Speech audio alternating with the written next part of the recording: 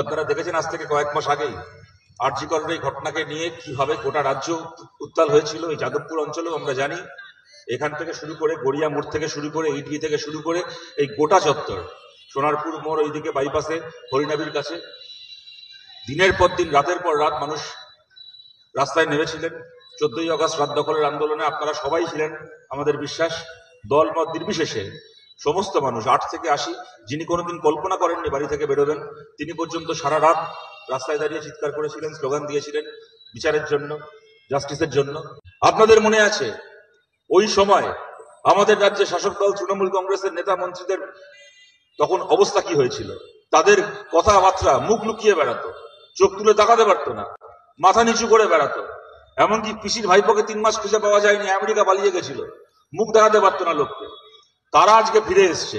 আপনারা দেখেছেন পরশুদিন না তার আগের দিন তৃণমূল কংগ্রেসের পক্ষ থেকে ঘোষণা করা হয়েছে যে সমস্ত শিল্পীরা সেই দিন বিচারের জন্য রাস্তায় নেমেছিলেন তাদেরকে দলীয় প্রোগ্রাম থেকে খালি নয়, সরকারি প্রোগ্রাম থেকে বয়কট করা হবে। সরকারের গানমেলা হচ্ছে, সেখানে একজন শিল্পী যারা আরজি করের ধর্ষণের প্রতিবাদে রাস্তায় নেমেছিলেন, এমন একজনের নাম সরকারি তালিকায় রাখা হয়নি।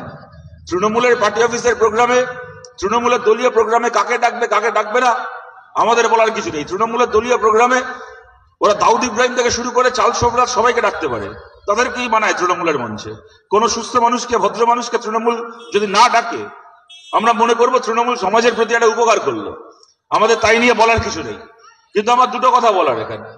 এক, সরকারি প্রোগ্রাম কার বাবার সম্পত্তি? ওইটা সরকারের প্রোগ্রাম যে হয়, সরকারের প্রোগ্রামে মঞ্চ পাতা থেকে শুরু করে ইলেকট্রিকের মাইক ভাড়া করা থেকে শুরু করে আলো বসানো, পাখা বসানো, এমনকি খাবারের যে প্যাকেট, ছোট জলের বোতল দেওয়া হয়, এবং অবশ্যই শিল্পীদেরকে যে টাকা দেওয়া হয় অনুষ্ঠান করার বাবদ, প্রতিটা টাকার মধ্যে যেরকম তৃণমূল সমর্থকদের ট্যাক্সের টাকা আছে, তেমন তৃণমূল বিরোধী যে মানুষ, যারা সিপিআইএম সমর্থক, যারা কংগ্রেস সমর্থক, যারা বিজেপির সমর্থক, যারা এসইউসিআই সমর্থক, যারা নকশালপন্থীদের সমর্থক, প্রত্যেকের ট্যাক্সের টাকা রয়েছে।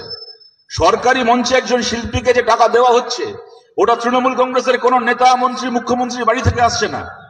ওইটা শুধুমাত্র তৃণমূল সমর্থকদের ট্যাক্সের টাকা নয়। ওখানে আমার টাকা আছে, ওখানে আপনার টাকা আছে। কে অধিকার দিয়েছে? সরকারি প্রোগ্রামে কে আসবে কে আসবে না, সেটা তৃণমূলের সঙ্গে কার কেমন সম্পর্ক, কার কেমন সম্পর্ক নয়, তার ভিত্তিতে ঠিক হবে। এবং তার থেকে বড় কথা, আপনি সরকারি প্রোগ্রাম যদি ছেড়েও দেন, সমস্ত সামাজিক পরিসর আপনি গোটা বাংলার দিকে তাকিয়ে দেখুন, এমন কোন পাড়ার ক্লাব এখন খুঁজে পাবেন না যে ক্লাবের মাথায় তৃণমূলের নেতা কবজা করে বসে নেই। পুজো কমিটি, একটার পর একটা পুজো কমিটি, মাথায় কে? তৃণমূলের নেতা। সমস্ত কলেজের স্টুডেন্টস ইউনিয়ন ভোট না করে দিনের পর দিন তৃণমূল চালাবে, তাদের তারা ফেস্ট করবে, তারা কলেজে সোশ্যাল করবে। সেদিন কাঞ্চন মল্লিক যা বলেছিল, ওটা একা কাঞ্চন মল্লিকের কথা নয়, ওটা মমতা ব্যানার্জি থেকে শুরু করে গোটা তৃণমূল কংগ্রেসের কথা। ওরা বুঝে গেছে ধর্ষণ করে, খুন করে আমরা ভোটে জিততে সক্ষম, তারপরও আমরা বাই ইলেকশন জিতেছি, অতএব এবার আয় তোকে দেখে নি। এত বড় সাহস, বলেছিলিস ধর্ষকের শাস্তি চাই, বিচার চাই। আরজি কর সহ সরকারি হাসপাতালে কোটি কোটি কোটি টাকার দুর্নীতি, যা মেয়েটা জেনে ফেলেছিল বলে ওর মুখ বন্ধ করে দেওয়া হয়েছিল, সেই দুর্নীতিকে দিনের আলোয় আনতে চাই। এবার আয় তোদের বুঝে নিচ্ছি, তোদেরকে কিরম ভাবে হাতে মারতে হবে। আপনাদের সবার কাছে আবেদন করছি, দূর থেকে যারা আমাদের কথা শুনছে, যেখানে খালি আমাদের বামপন্থী মানুষ তো বটেই, দেখুন আমরা কখনো এটা মনে করি না যে সিপিআইএম পৃথিবীর একমাত্র ভালো দল। আমাদের পার্টির বাইরেও বহু মানুষ আছেন যারা ভালো মানুষ। হয়তো কেউ কেউ দুটো প্রশ্নে আমাদের সাথে তাদের মত মেলে নিয়ে রাখে, হয়তো কেউ আমাদের বিরোধী, কেউ কোনো প্রশ্নে আমাদের সমর্থন করেন, কেউ কোনো প্রশ্নে আমাদের সমর্থন করেন না। কিন্তু তারাও প্রগতিশীল মানুষ, তারা শুভ চিন্তাশীল মানুষ, তারা মানুষের ভালো চান। আপনাদের সবার কাছে আমরা আবেদন করছি, আসুন আমরা সবাই মিলে ওদের এই চ্যালেঞ্জকে আমরা গ্রহণ করি। ওরা অনেক জায়গা দখল করেছে, কিন্তু যদি 10টার মধ্যে 7টা জায়গা ওরা দখল করে থাকতে পারে, তাহলে আরো 3টে জায়গা আছে সমাজে এখনো বেঁচে, যে জায়গাগুলো এখনো অব্দি তৃণমূল কংগ্রেসের লোকেদের দখল মুক্ত। কিছু পাড়ার ক্লাব আছে যেখানে তৃণমূলের কথায় চলে না এরকম মানুষজন সেই ক্লাব চালান।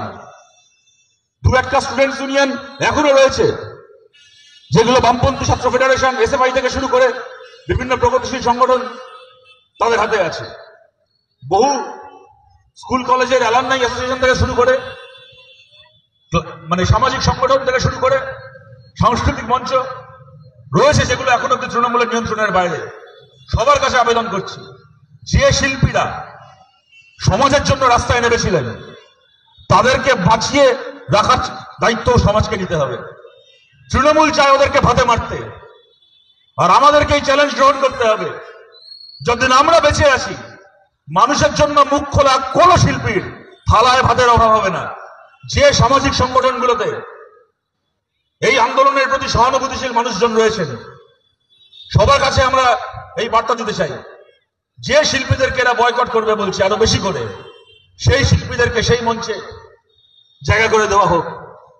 তারা খালি গুণী শিল্পী তাই জন্যই খালি নয়, একজন শিল্পীর শিল্প যেমন বেঁচে থাকতে হবে, তেমন মানুষের কথা বলার অধিকারকেও বাঁচিয়ে রাখতে হবে। নাহলে কালকে যদি আবার এরকম কোনো ঘটনা ঘটে, এটাই চায় তৃণমূল।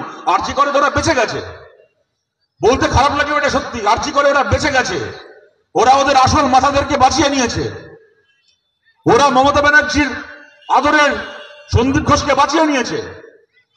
তারপরে ওরা এটা কেন করছে? ওরা এটা করছে কেননা ওরা জানে আরজি কর দিয়ে বাংলায় ধর্ষণ খুন শেষ হবে না, আরো ধর্ষণ হবে বাংলায়, আরো খুন হবে বাংলায়।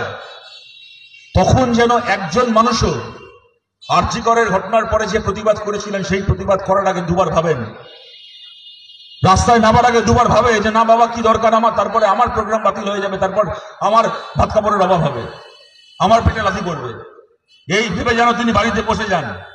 এই ভয়টা ওরা দেখাতে চায়। যদি ওরা এই ভয়টা দেখাতে পারে, তাহলে ক্ষতি ওই একজন দুজন শিল্পীর নয়, আমাদের সবার ক্ষতি, গোটা সমাজের ক্ষতি। ওরা যেন ওদের এই চেষ্টায় সফল না হয়। সবার কাছে আবেদন থাকলো, আরজি করের ঘটনার প্রতিবাদ যারা করেছিলেন, তিনি যদি সিপিএম এর সমর্থক নাও হন, তিনি যদি আর 5টা প্রশ্নে আমাদের বিরোধীও হয়ে থাকেন, তবু তিনি আমাদের বন্ধু। তার পাশে থাকার দায়িত্ব আমাদের। আমরা যেন তার পাশে থাকতে পারি, তাদের সবার পাশে থাকতে পারি।